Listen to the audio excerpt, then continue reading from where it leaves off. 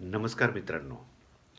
मागील भागामध्ये आपण या ठिकाणी पेडागॉजी म्हणजे काय, अँड्रॅगॉजी म्हणजे काय आणि ह्युटोगॉजी म्हणजे काय, या 3 टर्मिनॉलॉजीज समजावून घेतल्या.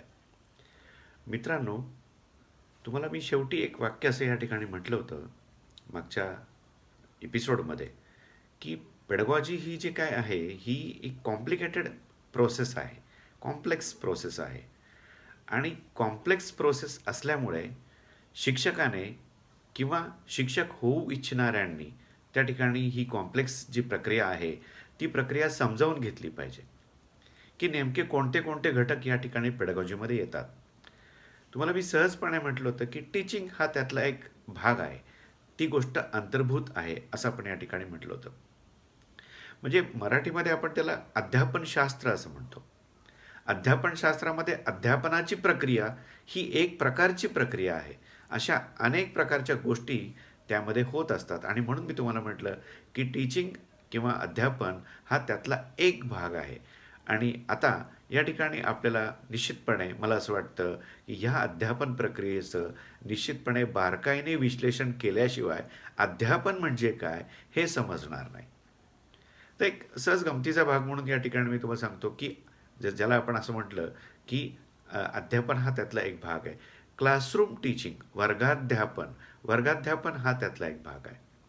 पर्सनल टीचिंग तुम्ही करत असाल, प्रायव्हेट ट्युशन्स तुम्ही घेत असाल, प्रायव्हेट त्या ठिकाणी एका विद्यार्थ्याला शिकवताय, वैयक्तिकरित्या पर्सनलाइज्ड अशा प्रकारचं इन्स्ट्रक्शन चाललंय, तो एक भाग त्या ठिकाणी होऊ शकतो. त्याचप्रकारे विद्यार्थी स्वतः अभ्यास करतात, स्वयं अध्ययन करतात, तो एक भाग होऊ शकतो. आणि म्हणून मी या ठिकाणी आपल्याला असं म्हटलं की क्लासरूम टीचिंग किंवा टीचिंग हा एक भाग झाला असं आपल्याला या ठिकाणी म्हणता येईल. आता ही प्रक्रिया टीचर होणाऱ्या लोकांसाठी, बी एड करत असणाऱ्या विद्यार्थ्यांसाठी किंवा इव्हन जे कोणी शिक्षक आहेत त्या शिक्षकांसाठी ही टीचिंग प्रोसेस जी आहे ती बारकाईने समजून घेणं गरजेचं आहे असं मी तुम्हाला म्हटलं या ठिकाणी. मित्रांनो, सहजपणे मी वर्गामध्ये अशा प्रकारचा प्रश्न विचारतो आमच्या बी एडच्या विद्यार्थ्यांना, की आपण आत्तापर्यंत ज्या शिक्षण प्रक्रियेमधून आलो, शाळांमधून आलो, महाविद्यालयांमधून आलो, तर असा कोणता टीचर आहे की जो टीचर तुम्हाला आवडला? मग कोणता टीचर आवडला असं म्हटल्यानंतर निश्चितपणे त्यांची एक त्या ठिकाणी विचार करण्याची ती गोष्ट सुरू होते की नेमका मला कोणता टीचर आवडला. आणि पुढचा प्रश्न असतो का आवडला. असं कोणतं वैशिष्ट्य, असं कोणतं गुणवैशिष्ट्य आहे की ज्यामुळे तो त्या ठिकाणी शिक्षक तुम्हाला आवडला किंवा ती शिक्षका तुम्हाला आवडली किंवा त्या शिक्षकाचं, शिक्षिकेचं अध्यापन कौशल्य, अध्यापन तुम्हाला आवडलं असा त्या ठिकाणी. म्हणजे मित्रांनो, आता ज्यावेळेस आपण शिकत असतो त्यावेळेस आपलं काही त्या ठिकाणी विश्लेषण करण्याचं किंवा निष्कर्ष काढण्याचं किंवा जजमेंट देण्याचं असं काही वय नसतं. आणि म्हणून मग आपल्याला त्या ठिकाणी फक्त एखादा टीचर आवडतो. मग कदाचित त्याचे लुक्स आवडत असतील, कदाचित त्यांची बोलण्याची पद्धत आवडत असेल, कदाचित त्यांचं तुमच्यावरती असलेलं प्रेम, तुमच्याबद्दलचा असलेला कन्सर्न, तुम्हाला एखादी गोष्ट त्यांनी किंवा मदत केली असेल ते तुम्हाला भावलं असेल आणि म्हणून मग तो टीचर तुम्हाला आवडायला लागला वगैरे अशा काही गोष्टी होऊ शकतात. पण आपल्याला इथे काय लक्षात घ्यायचं आहे की एखाद्या शिक्षकाची शिकवण्याची पद्धत, तो विषय हाताळण्याची पद्धत, तो समजावून सांगण्याची पद्धत, तो त्या ठिकाणी त्या वर्गामध्ये किती परिणामकारक ठरलेला आहे यावरून निश्चितपणे मला असं वाटतं की आपण सहजपणे विश्लेषण करत असतो. आत्तापर्यंत 100 शिक्षकांनी तुम्हाला शिकवलं असेल आणि मग त्यातील कुठल्या शिक्षकाची एखादी जी काही ज्याला आपण पद्धत म्हणतो ती पद्धत तुम्हाला आवडली, तर निश्चितपणे कुठेतरी आपण त्या जजमेंटला येऊन पोहोचतो. आत्ता बी एडच्या वर्गामध्ये हा प्रश्न विचारत असताना विद्यार्थी निश्चितपणे विचार करायला लागतात की नेमका मला कोणता शिक्षक आवडला आणि का आवडला वगैरे. गमतीचा भाग असा आहे की नुकतेच त्या ठिकाणी विद्यार्थी आलेले असतात आणि त्यांचं मायक्रो टीचिंग किंवा सूक्ष्म अध्यापन सुरू झालेलं असतं आणि त्यांना हळूहळू कळायला लागलेलं असतं की हे म्हणजे म्हणजे शिकवण्याची पद्धत आहे किंवा हे म्हणजे कौशल्य आहे आणि ह्या गोष्टी आल्या म्हणजे. आणि हळूहळू त्यांचे परसेप्शन्स तिथे बदलत जातात. म्हणजे आज कदाचित त्यांना असं वाटेल की नाही, मायक्रो टीचिंगच खूप महत्त्वाचं आहे किंवा स्किल्स शिकणंच महत्त्वाचं आहे. उद्या दुसरा भाग जर समोर आला, जर आपण त्यांना म्हटलं की नाही, आशययुक्त अध्यापन पद्धती ही खूप महत्त्वाची आहे. या ठिकाणी 2 गोष्टी चालतात. एक तर अध्यापन कसं करायचं हे माहिती असलं पाहिजे आणि त्याचबरोबर काय शिकवायचं आहे तो कंटेंट, तो आशय, ज्याला कॉन्टेंट असं आपण म्हणतो, आशय म्हणतो, विषय म्हणतो, पाठ्यांश म्हणतो, मग शिकवण्याचे जे मुद्दे आहेत ते म्हणतो, ते किती महत्त्वाचे आहेत. कदाचित पण त्याला असं वाटू शकतं की नाही आता आशययुक्त अध्यापन पद्धती म्हणजे आशय खूप महत्त्वाचा आहे. जेव्हा पद्धती शिकवायला सुरुवात होते तेव्हा असं वाटतं की कदाचित पद्धती खूप महत्त्वाच्या आहेत. म्हणजे असा कुठेतरी गोंधळ होण्याची दाट शक्यता त्या ठिकाणी असते. तर मित्रांनो, एखादा शिक्षक वर्गामध्ये परिणामकारक का होतो, त्याचे अनेक कारणं त्या ठिकाणी असू शकतील आणि म्हणून मी तुम्हाला म्हटलं की याचं बारकाईने विश्लेषण होणं गरजेचं आहे. हे विश्लेषण का करायचं? हे तुम्हाला का शिकायचंय? विश्लेषण करायला का शिकायचंय? तर मला असं वाटतं, की कुठल्याही गोष्टीचं जर आपण बारकाईने विश्लेषण केलं, तर त्यामध्ये आपलं ती जी गोष्ट आहे, ती गोष्ट आपल्याला एन्हान्स करता येते, ती सुधारता येते, त्याच्यामध्ये विकास घडवून आणता येतो किंवा त्याची गुणवत्ता ज्याला क्वालिटी आपण म्हणतो, ती क्वालिटी आपल्याला त्या ठिकाणी निश्चितपणे सुधारता येते. आणि म्हणून मला असं वाटतं, की प्रत्येक गोष्टीचं तुम्ही त्याचे घटक तयार केले, त्याचे उपघटक तयार केले, त्याची गुणवैशिष्ट्ये तयार केली, तर निश्चितपणे मला असं वाटतं, की त्या प्रत्येक गोष्टीवरती बारकाईने काम करण्याची गरज आहे. मग आता इथे उदाहरण द्यायचं झालं, तर कदाचित आपण असं म्हणूयात, की वर्गात शिकवतोय आपण, तर मग वर्गामधले ते घटक कोणते असतात? एक सहज गमतीचा भाग म्हणून आपण 2 घटक करूयात. एक बायोटिक फॅक्टर आणि एक अबायोटिक फॅक्टर. म्हणजे बायोटिक म्हणजे त्यामध्ये मानवी घटक येतील आणि अबायोटिक फॅक्टर म्हणजे भौतिक गोष्टी येतील.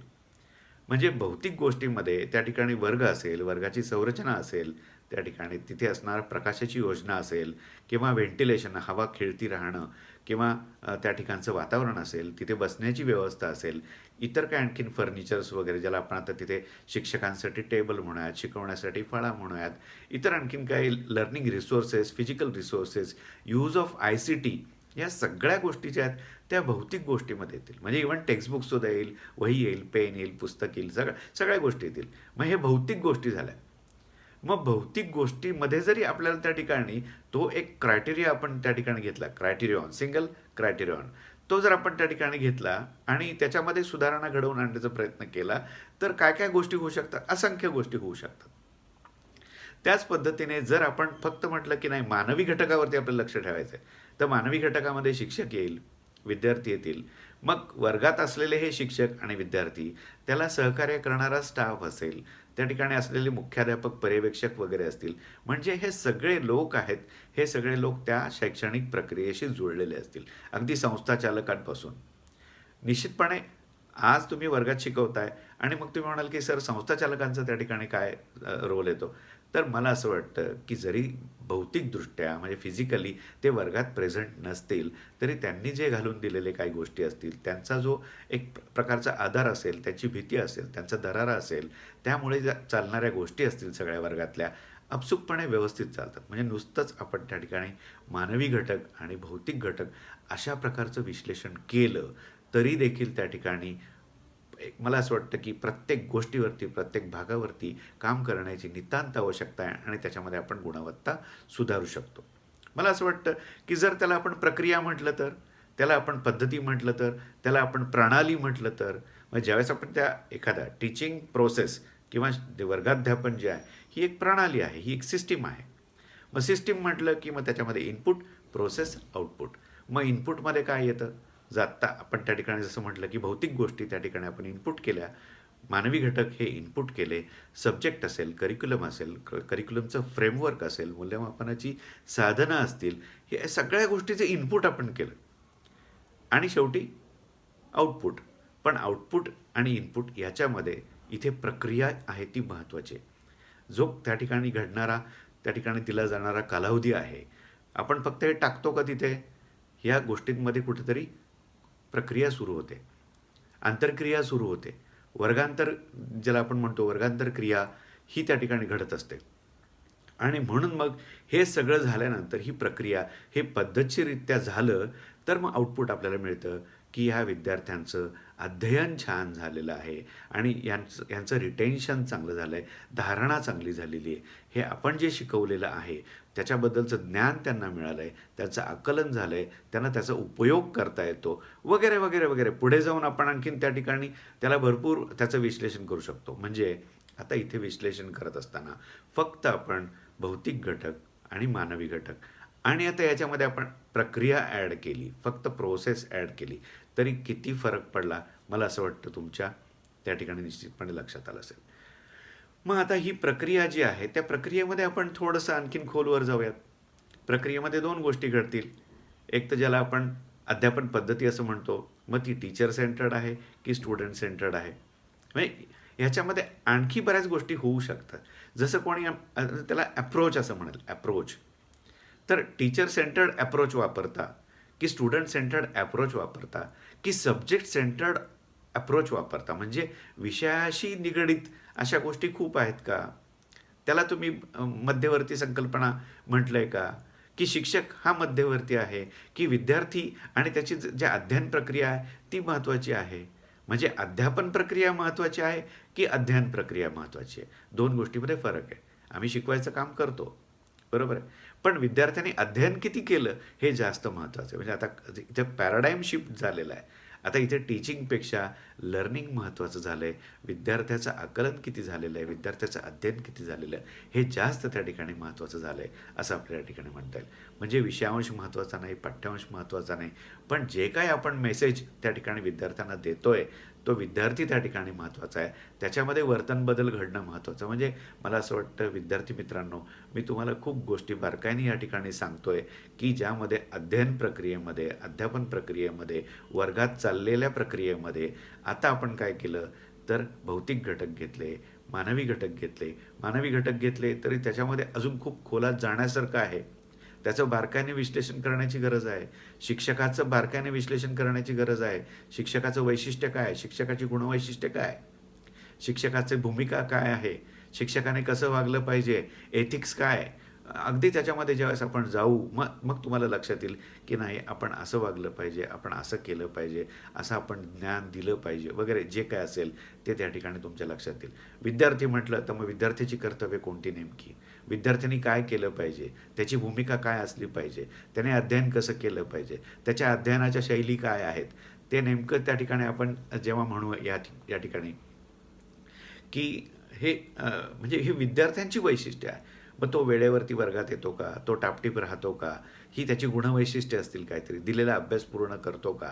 म्हणजे अध्ययनाचे त्याचे प्रकार कोणते? ऑडिटरी करतोय की व्हिज्युअल करतोय की आणखीन काय? म्हणजे ह्याचे सगळ्या गोष्टी ज्या आहेत की त्याचा पेस कसा आहे? लर्निंगची, त्याच्यामध्ये अध्ययनाची त्याची गती कशी आहे?